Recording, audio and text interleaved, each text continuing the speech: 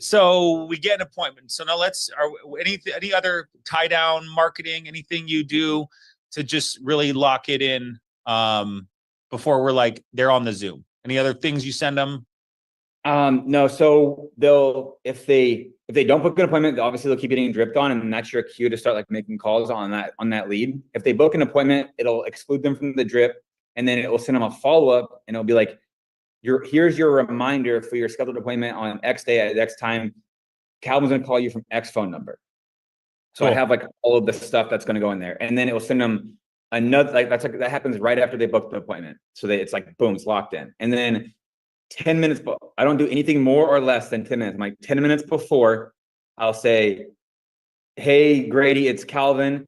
This is your reminder for your appointment. In 10 minutes, you're going to receive a call from this number, 970-314-4037, period. And then no matter, I don't care what they say back to that, cancel and whatever, I'm calling them in 10 minutes. Yeah. And so we get to that, and then basically that's your in-home badass right there. That's them texting you in the morning when at 7 a.m. going, I've got a doctor's appointment today, and you show up at 3:30 and the car's in the carport. You're like, yeah, all right, Betty. And then they act like, oh, perfect, good to come on right in. Like we forgot they text us at 7 a.m. Yeah, I love it.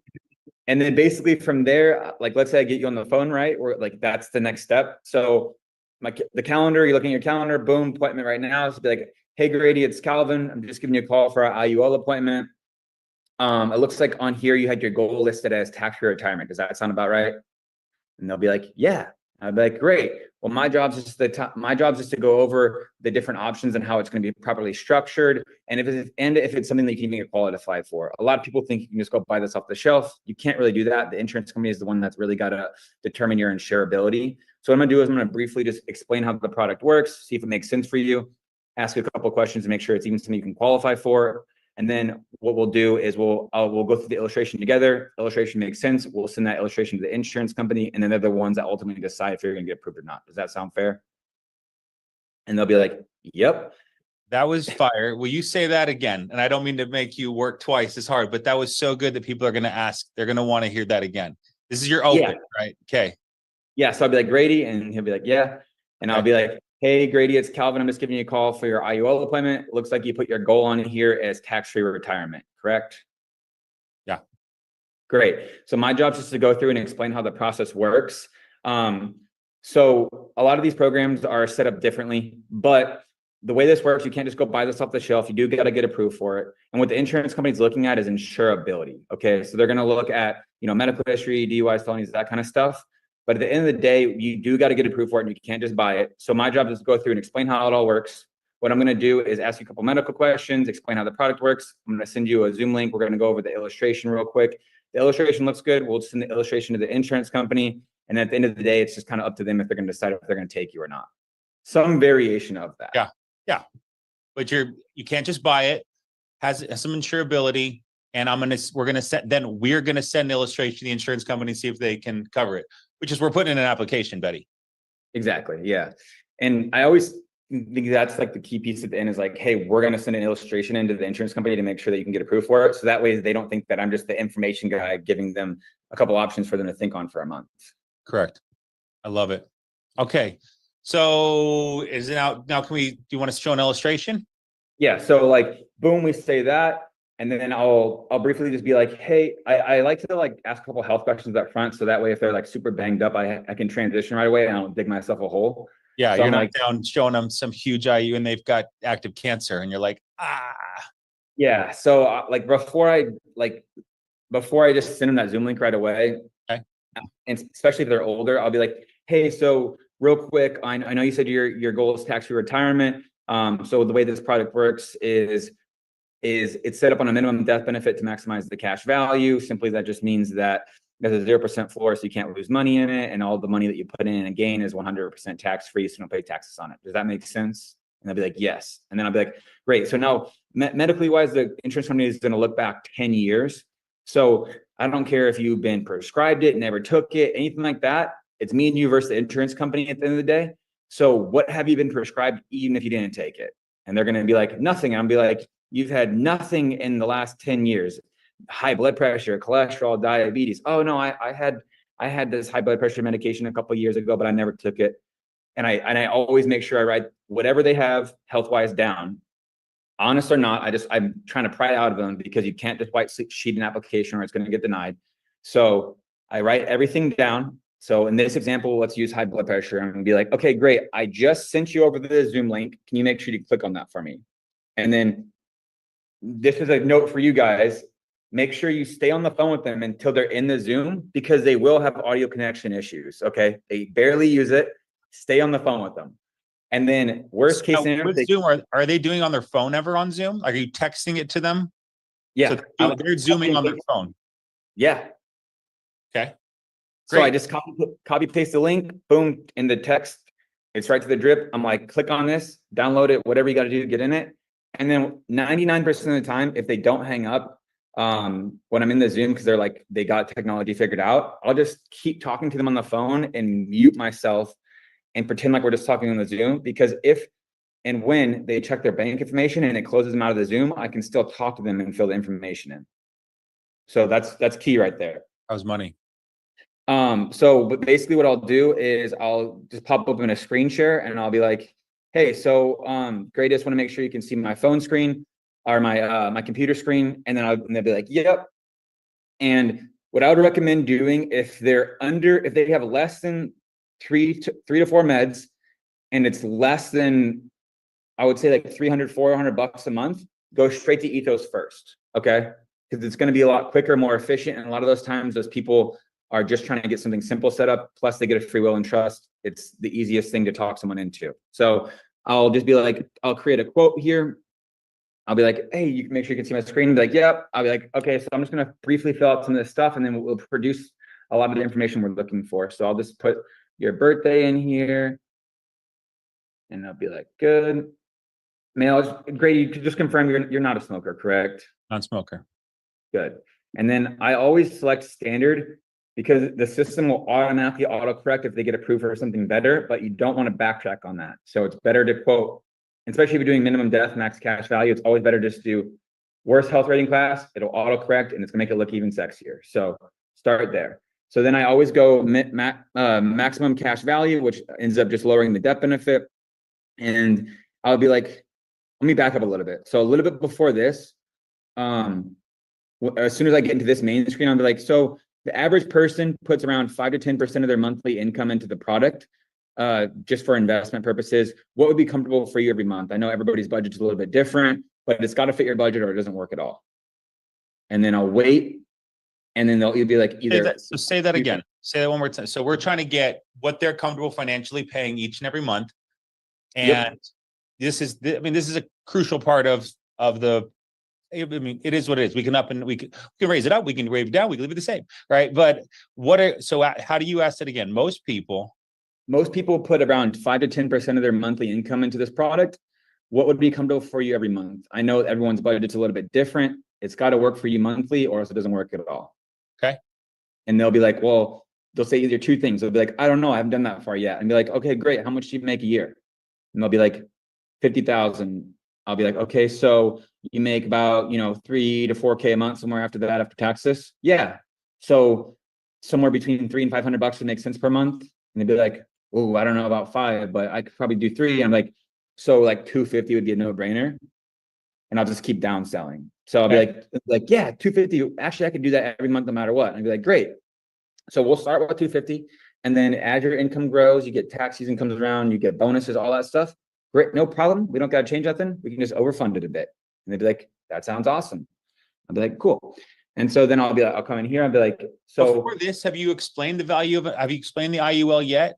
Like what they're I didn't touch the surface level stuff, because when I pop open the illustration, I want to be able to give them a visual of what each thing does. So that way they can put it all together. Okay. Because I give them the surface level stuff in the beginning, which is like the 3 things that I talk about, zero floor, tax-free, all that kind of stuff. And then I get into here, because this is where the money maker is. Sure. And so I'll put their budget in here. And for Ethos, for example, I always do like one of these 2 options, pay for life, just depending on what their age is. And for agent tools, make sure you always just read this stuff to make sure that there's nothing that's going to transition you out of this, because this is they have great technology. They're going to catch everything. So just make sure you read it and that you understand it. Okay. And then basically what I'll do is come in here and click get a quote. Over here on the right-hand side, it's going to auto-populate basically like a highlight of the illustration. All right. So the first thing I talk about in the Ethos illustrations is I talk about the no cost benefits, because people get super excited about this. I'd be like, hey, Grady, you told me earlier, you're looking for tax-free retirement. I assume you're like most, and you probably don't have a will or trust set up yet. Is that fair to say? Yeah. Great. So the cool thing about this product, if we can get you approved for it, like I said, you can't just buy it. They're going to give you a free will and trust as soon as you make your policy premium, and that's going to be good for life. So you can make adjustments to it, you can change it, but that's like $2,000 or $3,000 worth of value right there. So you're already saving a couple grand. How cool is that? And they're going to be like, that's awesome. I've been thinking about doing that. And then you'll be like, great. Well, it also comes with what's called living benefits, which just means that at the end of the day, if you ever have a heart attack, stroke, cancer, you have access to the death benefit money while you're still alive. Makes sense? And they'll be like, yep. And then I'll take a look at this illustration. So this person's a little bit older, so it's not going to look as sexy right away. But I'll just briefly go over like, hey, so the total amount of coverage you're going to start out with is around 108,000. Like I said before, the whole goal of this is to have the minimum amount of insurance in place required by the IRS to get all of the tax benefits built in the policy, which means that we'll have a 0% floor, so we'll never lose any of the money that we put in or gained. Additionally, all the money that you did put in and gained is 100% tax-free. You don't got to claim it on your income taxes. You're not going to pay capital gains on it. None of that good stuff, okay? Now, when we look at this quick highlight, this illustration showing us a 5.51% ROI. On average, these policies will typically range between 5 and 15% ROI on these types of policies. They're going to show you a really conservative illustration because they're not allowed to show you the highest possible returns. You wouldn't want me to show you the highest possible returns because that's probably not going to happen. So this is a safe estimate of what it would look like in the next 10, 15, 20 years in terms of cash value. And so if we take a look at it and we download this illustration, so for Ethos, I'll come in here and we'll download the illustration real quick. What age was this client that you put in? This client was 52. 52, okay. So basically, we'll come in here. We'll look at the quick highlights of the policy. Again, I just want to touch $250 a month, minimum death benefit of 108,000, and we're showing a standard rating. So this is going to give us a quick highlight of numbers, and your critical chronic terminal illness benefits are right here. So, in the next, like by age 57, so in the next, 5 years or so, you should have somewhere around 10,000 or plus or minus a couple thousand in your policy. Okay. Like I said, it's all tax-free. No capital gains tax. This is what's going to look like at age 70, assuming you didn't overfund it and you only put the minimum of 250 in. You should have somewhere between 64 and plus or minus 5 or 10%. Okay. Now, let's scroll down to what I always like to look at is their MEC. So I look at their 7-pay.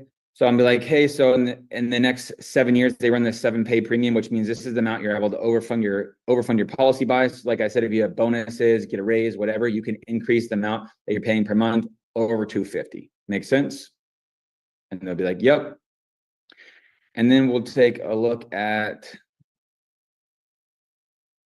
you can touch on this stuff. I don't really go into it too much because it's going to show a little bit more than I like to dive into. But what I'm looking for here is I'm going to be looking at the average rates of return. So if I look at this, so let's look at historical data here. In the last 5 years, has been about a 9% gain.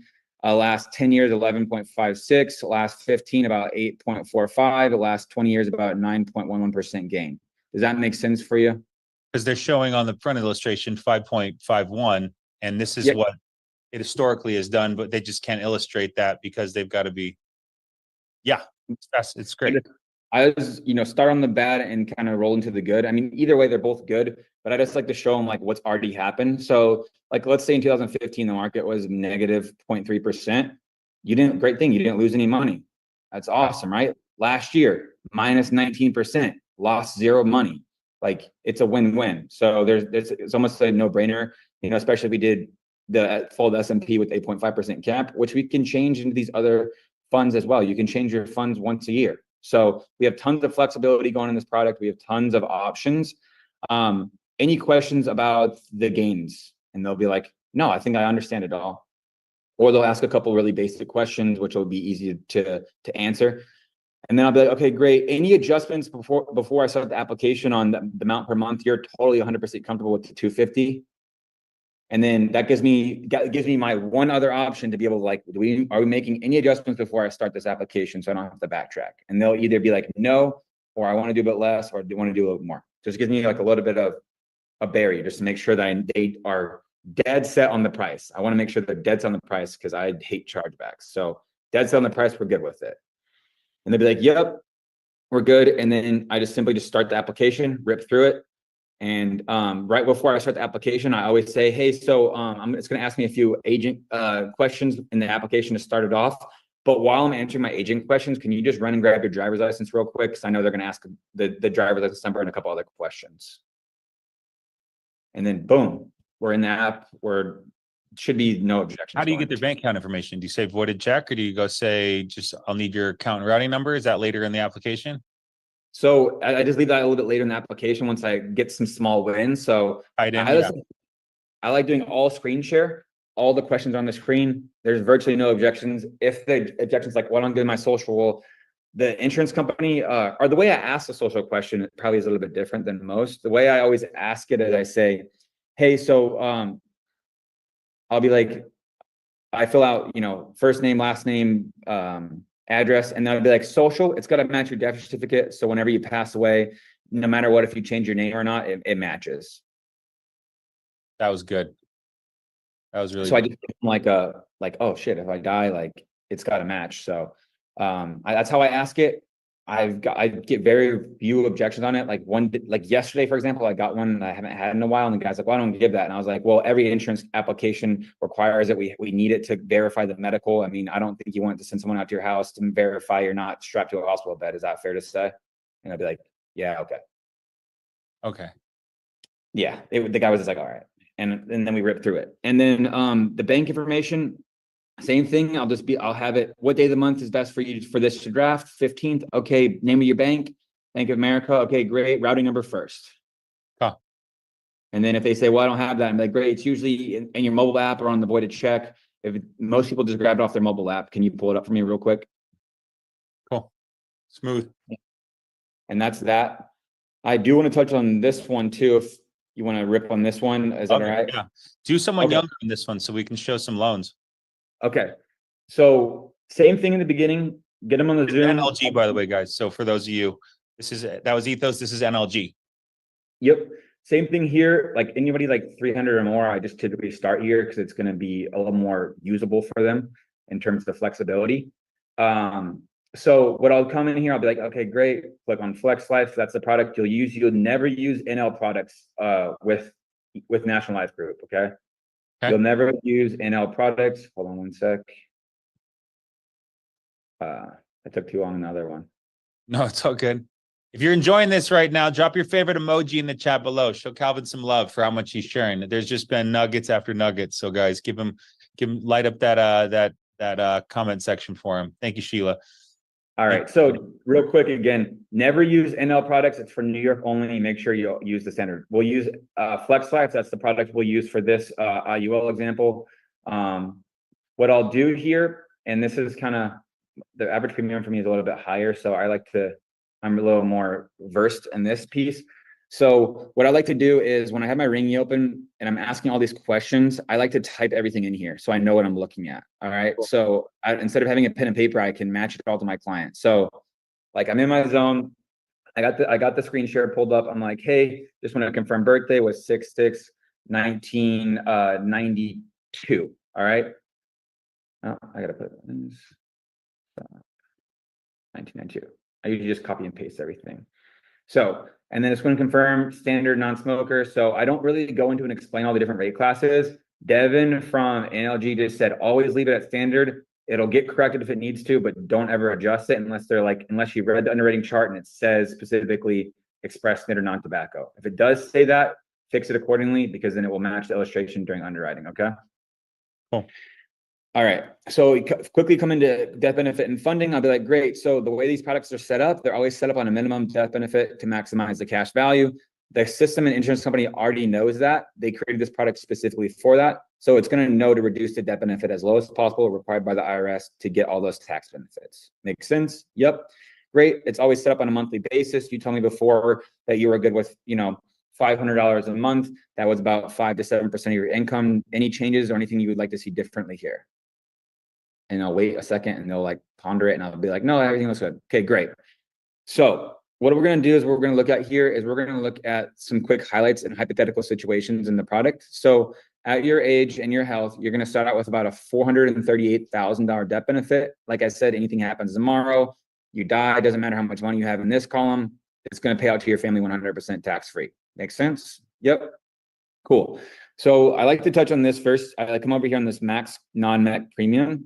So what this means, that means that you can put up to $22,958 in the policy per anniversary year. So from today to all the way till the policy anniversary date, doesn't matter. You do it all in 1 month, you spread it across, you have the ability to put up to $22,958 in the policy per year. Does that make sense? And they'd be like, yeah, okay, great. So a couple of things here. In this cash accumulated column, it's going to show you your money growing and compounding.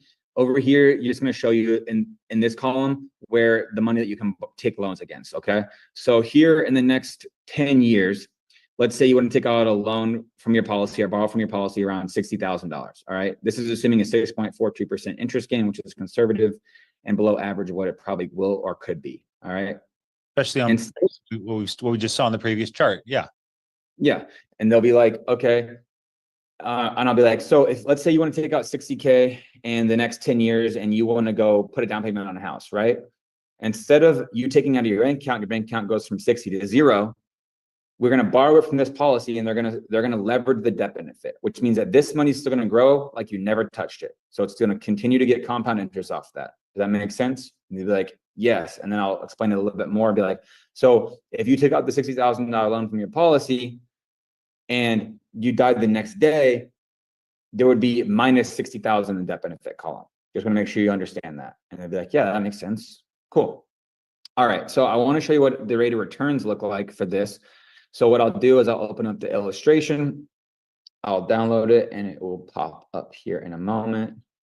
I'll be like, okay, so here's like some quick highlights of the policy. So assuming that you only put $500 a month in and you only got a 6.42% return, and by 69, you would have north of $700,000. And by retirement age, between 65 and 74, yes. Around 70.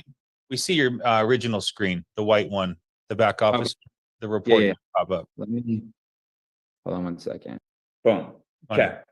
So it's going to have this and it's going to show us, hey, so if you only put $500 a month in the policy, and if you die tomorrow, this is what the death benefit would be, right? So if we only got a 6.42% return by only putting $500 a month in the policy, this is roughly what it would look like into 69 to 84. That looks pretty awesome, I would agree. So like I said before, the living benefits, like if anything were to happen, terminal, chronic, critical, or Alzheimer's, these are the benefits that you get included with that.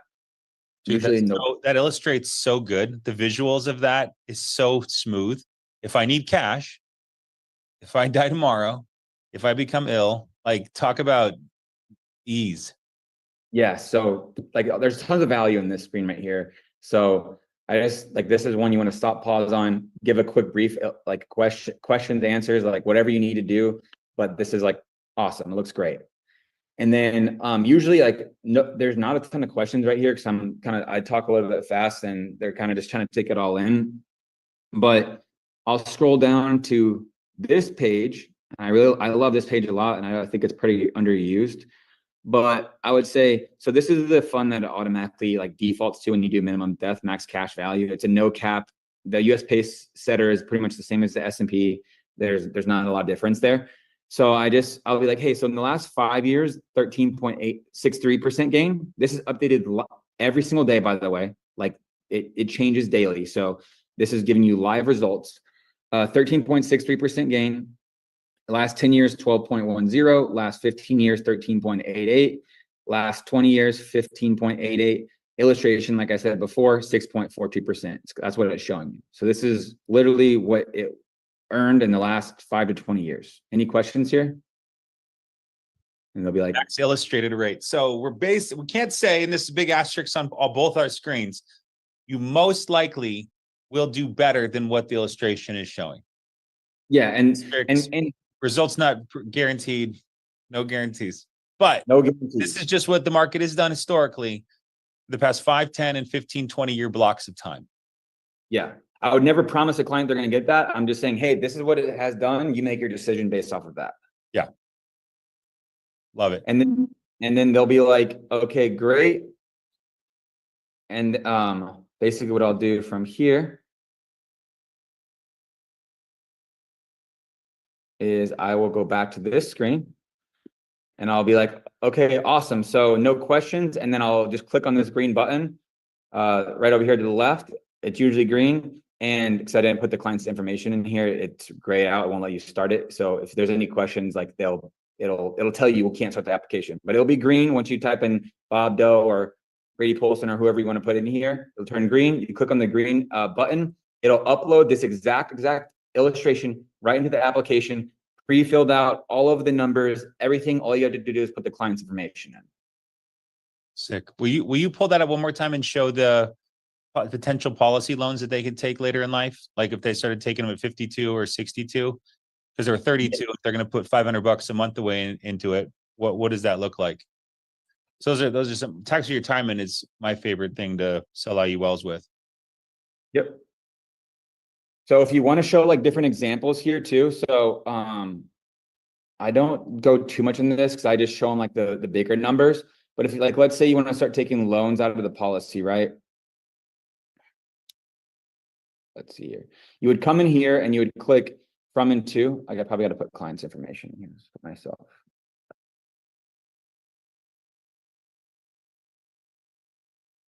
That looks good. Great. Okay. So like, let's say we're gonna pay for this policy all the way till 65. And we're gonna do distributions, and we're gonna solve for lifetime income benefit. Okay. And then it's automatically gonna default to when I stop paying. And it's gonna show us what the payout would look like when I start taking distributions. So this is going to show us at age 66, roughly in there, I'm going to start withdrawing $43,000 a year for the rest of my life, 100% tax-free, don't have any obligation to pay it back. Awesome. Assuming I only put $500 a month in and I've never overfunded it. Awesome. 6,000 a year. That's great, man. Yeah. And so the big things to touch on is, and Devin from NLG told me to talk on this, is the big thing to touch on here is make sure you touch on what you can overfund it by, because that's going to automatically change the amount of cash value they have. And, as the death benefit goes up. Another thing that some people do, some people don't do, if you change it to increasing and then you switch it over in the illustration at like 65 to level, yes, there'll be a little bit more cash value, but the only way that works is as the agent or as the client, they have to remember to call NLG and manually change it. The company won't do it automatically. They won't stop payments. They won't do any of that stuff. So he said it's best and most preferred to leave it at level because there's a 99.99% chance they will not remember to change it. The death benefit. They will not remember to change the death benefit increasing the level option. So I don't actually know what those two things do, but my due understanding is if the death benefit increases, that will cost more money. It'll increase the cost of insurance as they get older. So correct. Let's say you never change the increasing death benefit and it just keeps floating all the way up. Eventually it's gonna start eating into their cash value because they're gonna start using cash value to pay that premium, which is not what you want to do.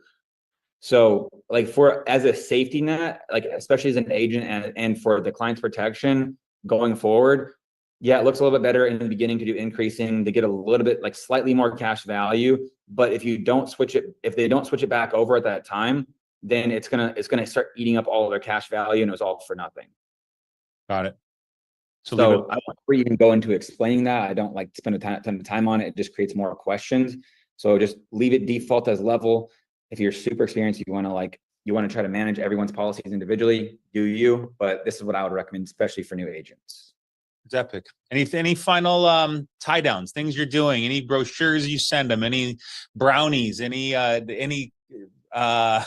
emails you send? What's the final stuff you're doing to help keep clients happy and business on the books? So the next thing I do, I submit the application and I'll be like, hey, so it usually takes the insurance company a couple of weeks to review and approve and make sure that's something that you can get approved for. If for whatever reason you do not get approved, the cool thing about my job is I have multiple carriers we'll be able to filter through and figure out which one's going to be the best fit. I prefer to start, and they'll be like, well, why didn't you show me anything else? And I'll be like, if that arises, that doesn't always happen. I'll be like, well, the cool thing about National Live Group is I personally have one of myself, my family, and my friends. We all love it. And the reason for that is because they've been around for 175 years. And last year, they were rated by the #1 insurance company by Forbes. So they have a great rating. The technology is very important to the clients. And they're a mutually owned company, which means that as the company grows, so does your insurance policy. So it's good that you want to be a part of a company that's been around for a long time and is constantly improving their technology. They have an app on your phone that as soon as you get approved, you'll be able to download it. You can look at your policy when you're on your way to work or whatever. You can see it at all times. You don't need to be in front of a computer or have it stashed away into your file folder that's under your bed. And they're like, oh, cool. And I'll be like, great. So what's going to happen is once you're approved, the insurance company is going to create these policy delivery documents, and they're going to get sent to me, then you. Once you get those delivery documents, that's just an acceptance that you received the policy. Everything is good. You don't have to do anything but sign it. And then it will start and you'll be able to see it in your portal. You can't get into your portal until you sign those delivery documents. Does that make sense? And they'll be like, yes. And I'll be like, okay, good. I'll mark it as sold and ringy or whatever, GHL or whatever you use. And then I'll be like, the final tie down, I'm like, hey, so like I said before, I'm going to be your agent for life. That means that if you have friends, family, cousin, brother, sister, or you just have questions about the insurance policy, here's my personal phone number. I want you to put it in your phone right now.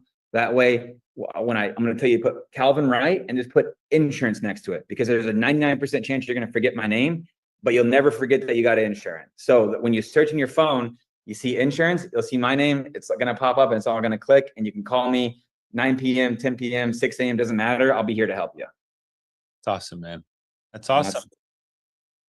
Calvin, you're a national treasure, bro. That was so good. The detail, the specificity. I know this is one that's going to be watched hundreds, if not thousands of times on replay. Couldn't be more grateful for the detail you went through. And, you know, it's no secret why your son that loves.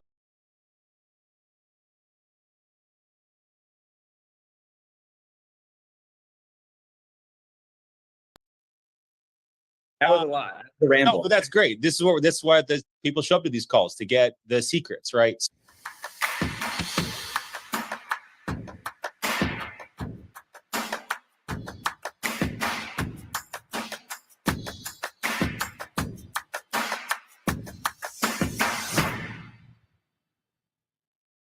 Hello, everybody. Grady Paulson here, Family First Live America. Beyond excited to have three-time, if I had a third hand, I'd put it up, a three-time Hall of Fame producer, Calvin Wright, elite IUL producer, and as well as he's built his business of the people that he's reached out to, coached, helped learn how to sell insurance, and put them in a position where they have built an agency that now he has had the ability to partner with integrity. So Calvin, as humble as they come, as skilled as they come, but I'm excited for you guys all to learn from him. Drop a CW in the chat below to show Calvin Wright some love.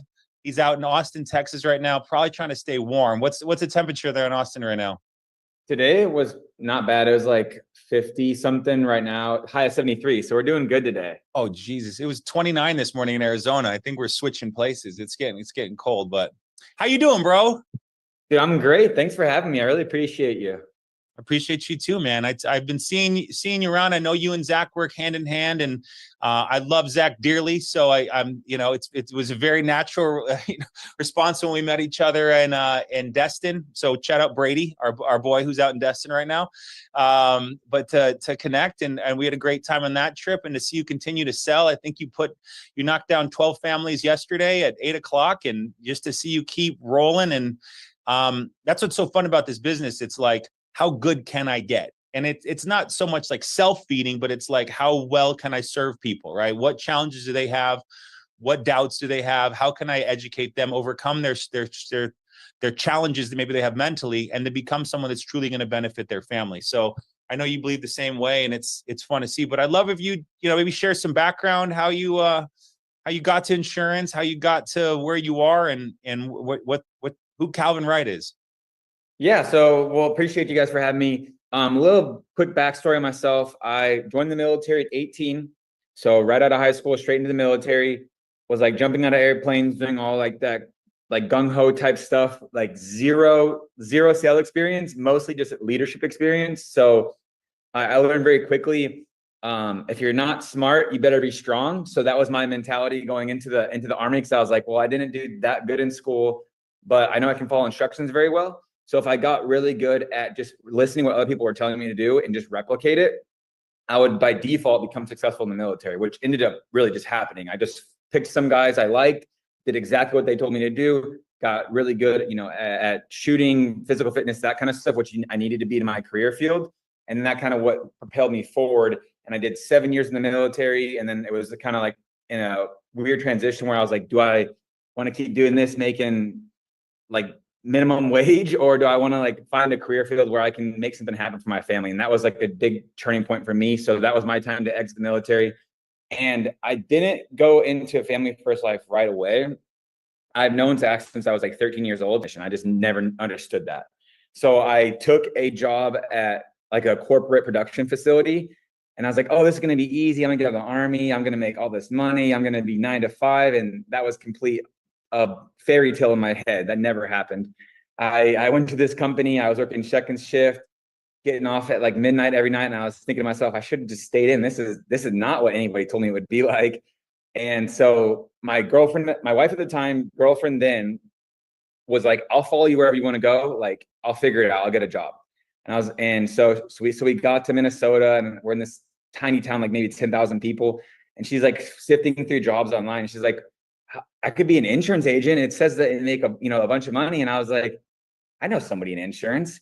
And so I called Zach, and he like kind of like filled me in and explained how everything worked. And I was like, well, I'm going to do it. Don't worry about you. I'm going to do it. And so I was like, I only have a total of 14 paid time off days. I have to figure it out in this amount of time, or else I can't just like, that's all this is my income. I can't just like turn it off. So I didn't have any money saved up at the time. So I planned it out where I did my licensing in 7 days, and then I took 2 weeks of PTO, and then I went out into the field. And that was when everything was kind of transit, was all in home. And so I was just banging the streets and calling and slipping all over the place. We're about in Minnesota, or where were you running? Yeah, I was in southern Minnesota in this small town called Austin, Minnesota.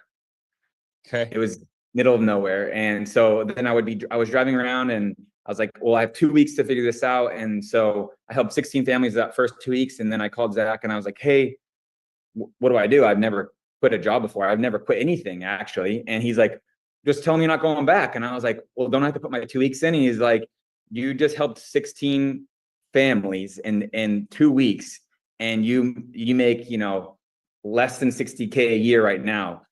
What is that? There's no sense. That it makes no sense, like financially. And I was like, well, that's a pretty good point. So I went in there and I was like, hey, I'm not coming back. And they're like, where's your 2 weeks? And I was like, today. And then we threw everything in the U-Haul, and we moved back to Texas like within a week. I broke the lease, and I was like, we're out. I'm out of here. Bro, crazy. So have you been in Texas since then? Yeah, like literally within 3 weeks of starting NFL, I was like, I'm out. I'm gone. So changed your life that fast? It was quick. It was quick. So that was 3 years ago. That was March time 2021.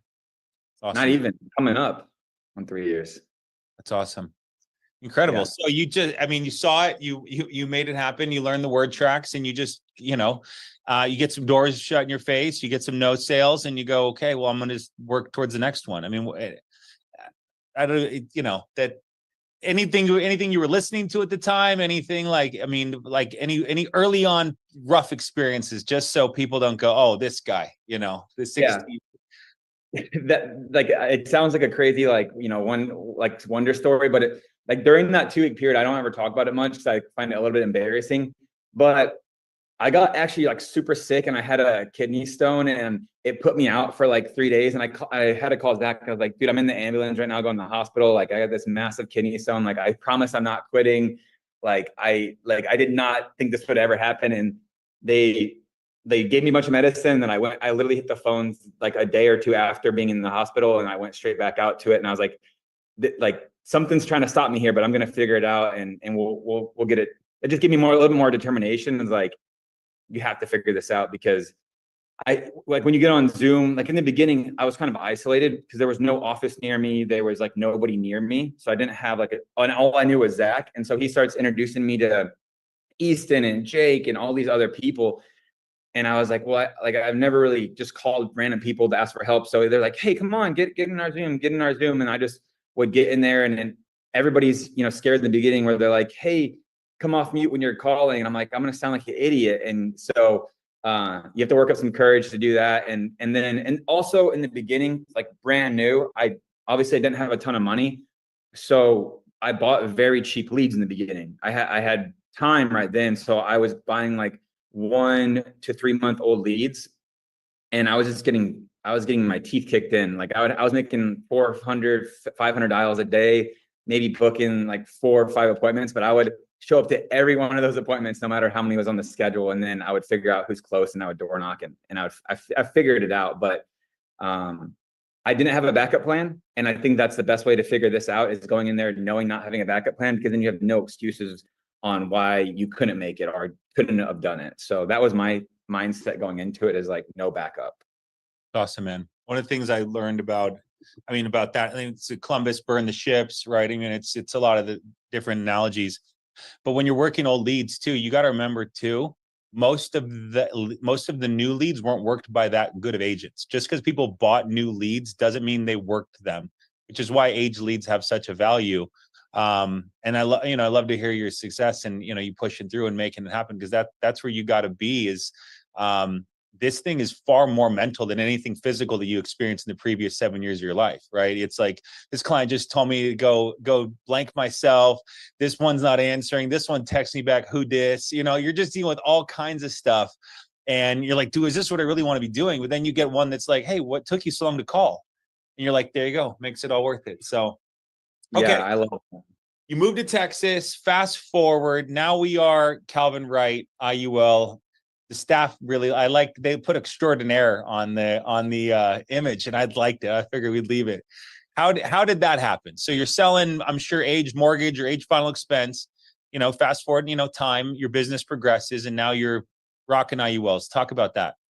So what happened on that transition was not planned at all. So I was driving from Austin to San Antonio every single day, hour and a half drive there, hour and a half back, in home when I got to Texas, right?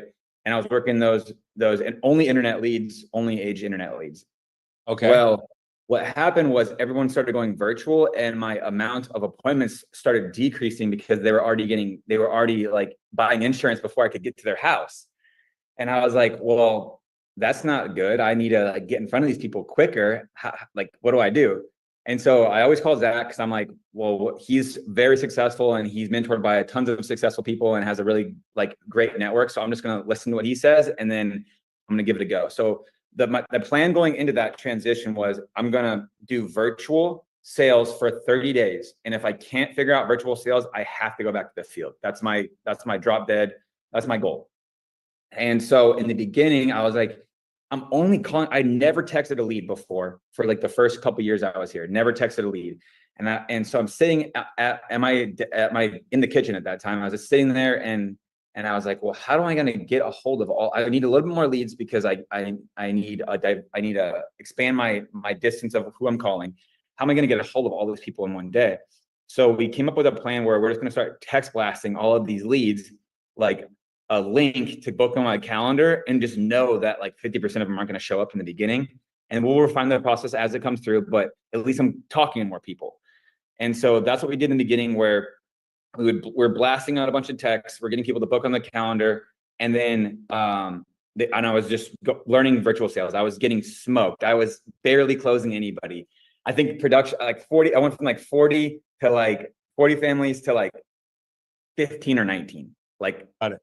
like by half. And so I started freaking out. You're at home, you don't have to drive to San Antonio. Yeah, and I was sitting there like in sweatpants. I was like, this is like, it's not that bad, but I'm gonna figure it out, but I'm pretty comfortable right now. So I need to figure out how to get a little more uncomfortable. And so like we started testing a bunch of different leads, and like I was just testing all these different lead vendors, and I was just kind of like in a scramble trying to figure everything out. And this one of these guys on our team introduced us to Ringy, or just any other type of CRM where it like auto does all this stuff, which I never used before.